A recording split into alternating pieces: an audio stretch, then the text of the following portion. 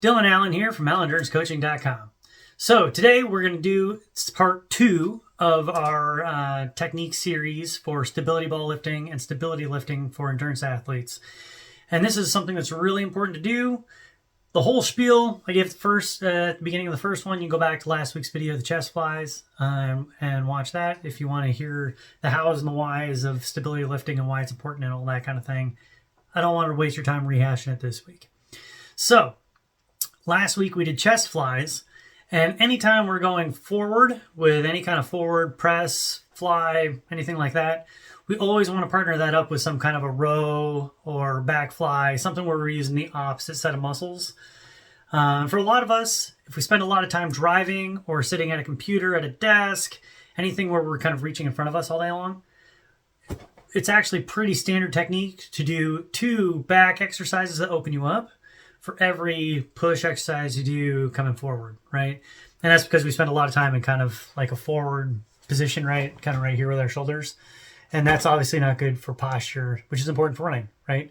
So working on those back muscles, pulling the shoulder blades down and back, that's going to help straighten us up, help the posture, help with breathing, and just general running mechanics and life mechanics in general, right? So we don't, 1, hurt shoulder in the rest of life, but 2, it'll make you a more efficient runner because your body will be in a better position, right?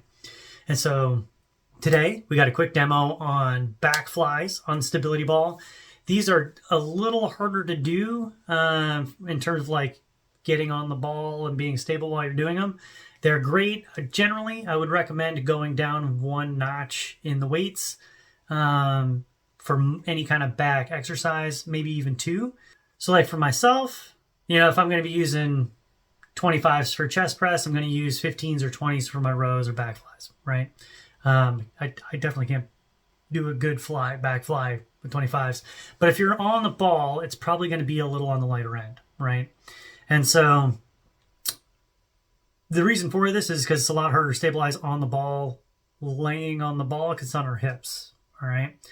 And so the ball is a fulcrum point as we're laying on it, essentially doing a plank over the ball with our feet against the wall, trying to keep our core stable. And the hard part is not going thunk onto your face because the weight is on the other end of the ball, right? Instead of above the ball like it was with the chest flies.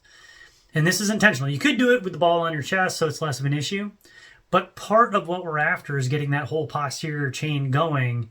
Everything from our hamstrings to our glutes to our back, getting everything good and solid, because those are the muscles we need solid to keep the hips stable while we're running, right? Or swimming or biking.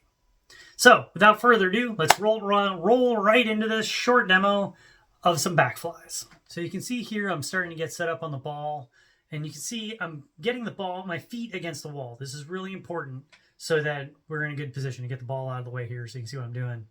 My toes are on the floor, my heels are on the wall, and I'm in a 3-point position. I don't have both hands on the ball while I'm trying to get set up, right? And then I roll the ball back under my hips, right? And I tell them it's not quite at the right pivot point. My balance isn't quite right, especially when I start picking up the weight, so I adjust it. Always have 3 points of contact on the ground, right?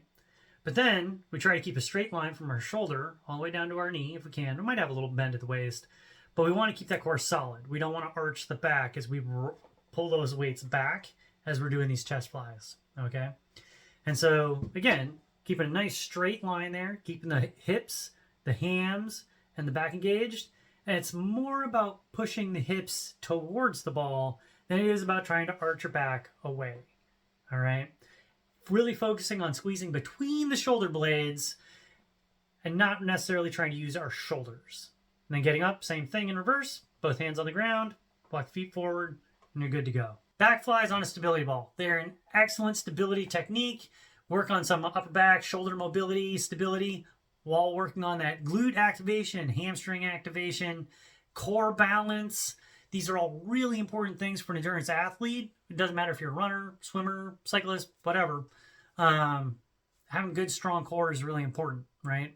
And then for a lot of us to spend a lot of time sitting either in a car or in front of a computer, anything where we're sitting in an internally rotated position all day, this is really important for opening up those shoulders and helping with that posture. That way we have good running technique and cycling technique and swimming technique and just good posture in general. So leave a like, leave a comment, subscribe, share this with your friends, anyone you think would find this useful. Please be careful when you're getting set up.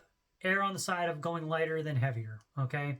Because I promise you, if those weights are too heavy and you're not familiar with being on the ball, you're going to start onto your face.